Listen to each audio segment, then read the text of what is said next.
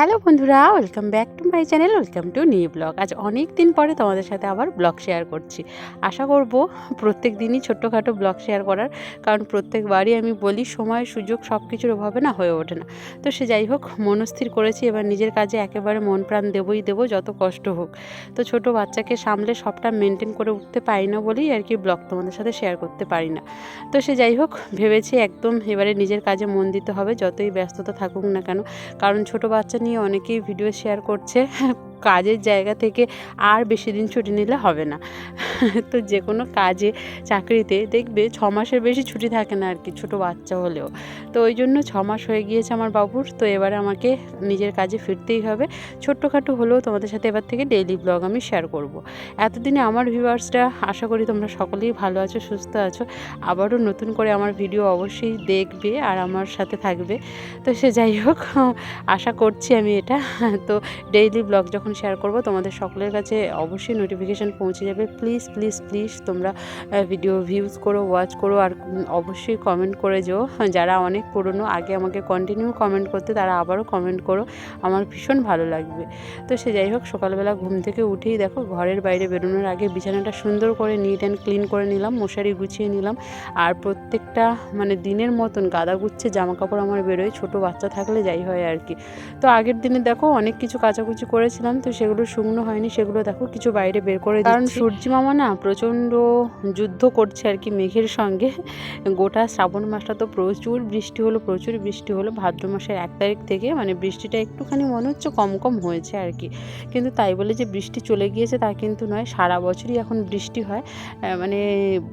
কি বলবো, পশ্চিমবঙ্গ এখন বৃষ্টিবহুল এলাকা হয়ে গিয়েছে, সারা বছরই বৃষ্টি থাকে। তো সে যাই হোক, দুদিন মোটামুটি রোদ দিচ্ছে দেখে জামাকাপড় অনেক ধোয়াধুয়ি হয়েছে। এমনিতেও প্রত্যেক দিন হয়, ফ্যান চালিয়ে শুকিয়ে নেওয়া হয়, ছোটো বাচ্চার জিনিস তো বুঝতেই পারছো, না সকালেও হয় না। আগের দিনের কিছু জামাকাপড় দেখো এখানে বের করে দিচ্ছি, আর আমার নাইটিও রয়েছে, কিছু শুকছিল না একদম।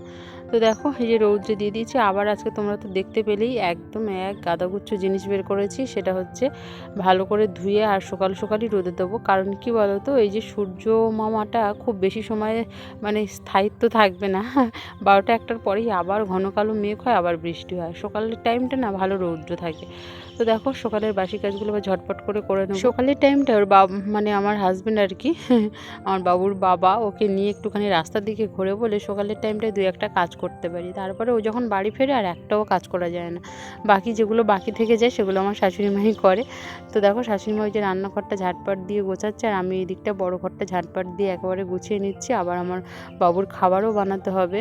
এখন কি বলো তো, টাইম শিডিউল অনুযায়ী বাচ্চাকে খাওয়ানোর যেহেতু নিয়ম রয়েছে, তো ওই কারণে সময়ের মধ্যে সবটা কমপ্লিট করে ফেলতে হয়।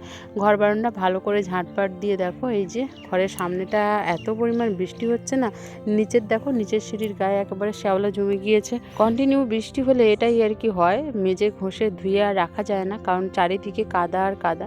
তো সামনের পোর্শনটা এই যে দেখো ভালো করে মুছে নিচ্ছি। খুব বেশি জল করে মুছবো না, কারণ চারিদিকে ভেজা কাদা, তো খুব বেশি জল করে মুছলে শুকনোও হবে না। বৃষ্টি তো এক্ষুনি আবার চলে আসবে, হালকা রৌদ্র উঠেছে দেখছি। তো সে যাই হোক, দেখো এদিকটা মোছামুছি করে বাবু আবার চলে আসছে, আমি কান্নার আওয়াজ শুনতে পাচ্ছি।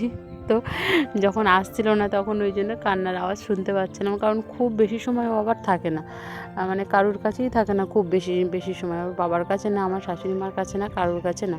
ওই যে 2-10 মিনিট, খুব বেশি হলে আধা ঘন্টা 1 ঘন্টা এরকম থাকবে, তার বেশি তো একেবারেই না। তার মোটামুটি আমাকে দেখতে পেলেই ও আর কারোর কাছে থাকে। সকাল সকাল দেখো ওই যে শ্বশুরমশাই একটুখানি কলকাতায় যাবে, শহরে যাবে ডাক্তার দেখানোর জন্য। তো ওই জন্য সকাল সকাল ভাত বসাবে বলে শাশুড়ি মা বললো যে একটু চালটা ধুয়ে দাও। তো চালটা ধুয়ে আমি গুছিয়ে দিয়ে দিচ্ছি, শাশুড়ি মা ভাতটা বসিয়ে দেবে। আর আমার ছেলের খাবারটা তো টাইম পেরিয়ে যাচ্ছে, তো কি করব, আজকের একটুখানি কি বলবো, একজন বাইরে গেলে না তাকে গুছিয়ে টুছিয়ে দিতে একটুখানি সময় লেগে যায়। তো এই যে দেখো বাবুর বাটি ধুয়ে নিচ্ছে, আমি এখানে ধুয়ে নিয়ে তারপরে চলে যাব খাবারটা বানিয়ে নেবো। আর এখন পুকুরের জল পুরো কানায় কানায়, প্রচুর জল।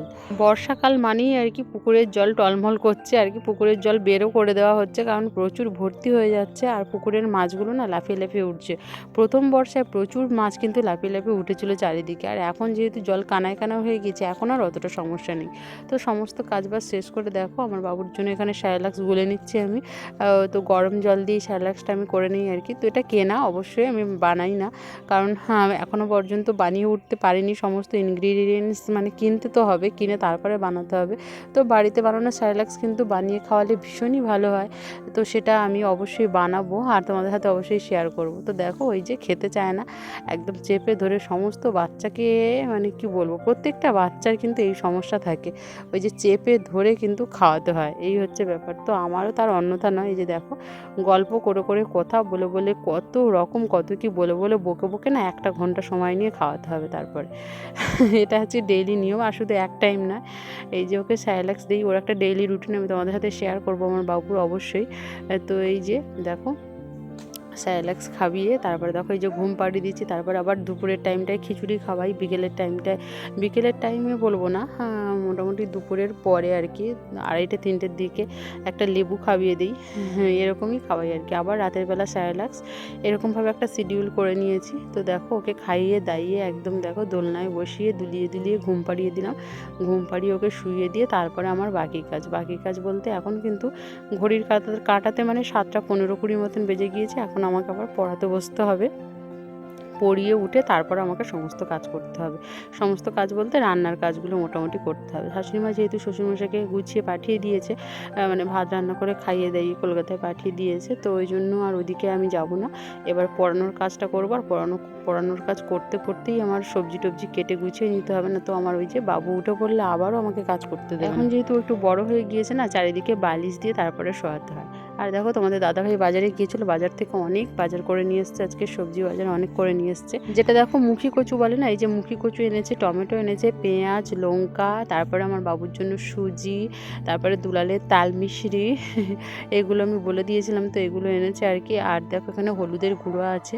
তো ফ্রিজে কিছু সবজি সাজিয়ে গুছিয়ে রেখে দিই, তারপরে বাকি সবজিগুলো নিয়ে রান্না করে যাব। তো দেখো এই যে ফ্রিজে রেখে দিলাম। আর ফ্রিজ এমনিতেও ভর্তি অনেক সবজি, আগের দিন আমার বড়দি এসে অনেক সবজি দিয়ে গিয়েছিল, তো সেগুলো দেখো রেখেছি এর মধ্যে। সব কিছু একদম পুরো সাজিয়ে গুছিয়ে রেখে চলে গিয়েছিলাম স্নান করতে। স্নান সেরে নিয়েছি, স্নান সেরে নিয়ে তারপরে দেখো এই যে রান্নার কাজে চলে এসেছিলাম। কারণ কি বলো তো, অনেক কিছু জামাকাপড় ভিজিয়েছিলাম, তো ভাবলাম বাবু ঘুমিয়ে আছে, আমি পরিয়ে নিয়ে সেই সমস্ত জিনিসপত্র কাচাকুচি করে একেবারে স্নান সেরে উঠে ভাত চাপিয়ে দিয়েছিলাম। তো ভাতটা দেখো এখানে হয়ে গিয়েছে, তার মাঝখানে ও উঠেছিল একবার, তো ওকে আবার খাইয়ে দাইয়ে আবার একটুখানি ঘুম পাড়িয়ে দিয়েছি। এখন ওর স্নান হয়নি, ওকে স্নান করাবো। তো তারপরে দেখো তোমাদের দাদাভাই একটুখানি মাছ এনেছিল, তো জানি না এটাকে কী মাছ বলে, সম্ভবত অনেকে বলে লাউফুলি মাছ, অনেকে বলে শাটিং। তো তোমাদের দাদাভাই বললো যে এটা শাটিং মাছ। তো দেখো এই মাছটা কচু দিয়ে রান্না করব, কচু আলু দিয়ে শাটিং মাছটা রান্না করব।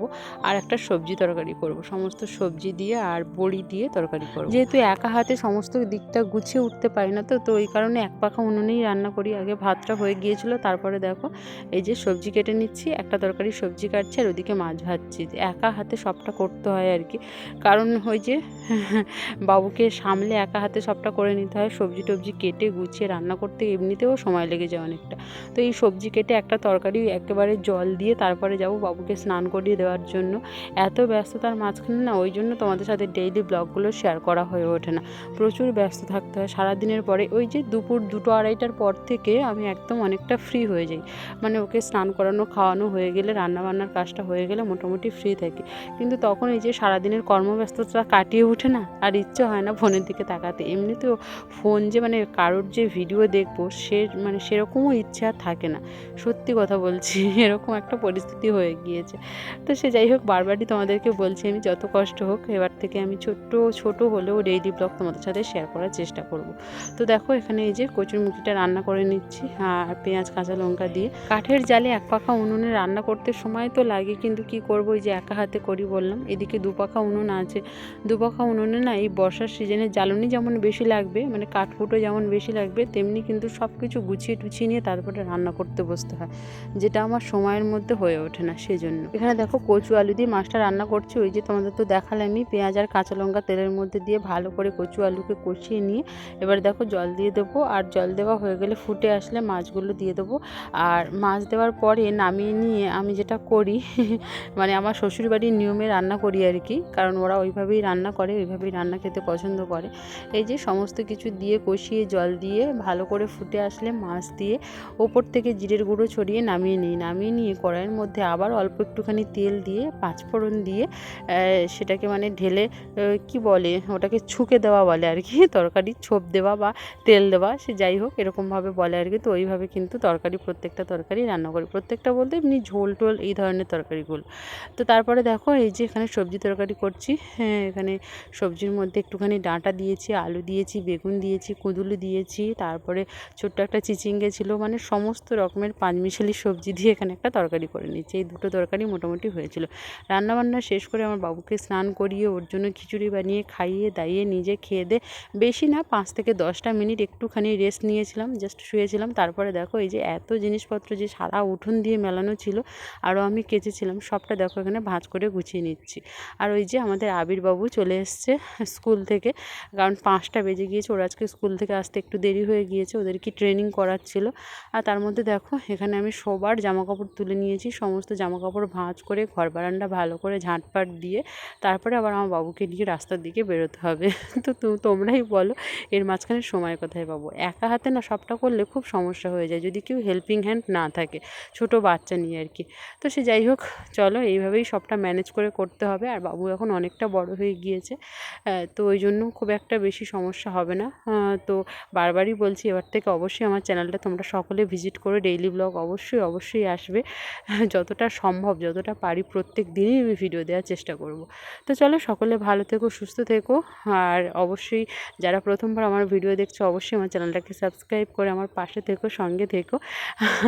বারবারই বলবো, কারণ কি বলো তো, অনেক দিন যাবৎ ভিডিও না দিলে না চ্যানেল পুরো একদম রিচ ডাউন হয়ে যায়। আর চ্যানেল রিচ ডাউন হয়ে গেলে সেই রিচটা তোলা খুবই কষ্টসাধ্য। জানি, বুঝি, সবটাই জানি, কিন্তু কি করব বলো, সবটা সময়ের মধ্যে হয়ে ওঠে না অনেক সমস্যার কারণে। তো সে যাই হোক, সকলে ভালো থেকো, দেখা হচ্ছে পরবর্তী ভিডিওতে, টাটা।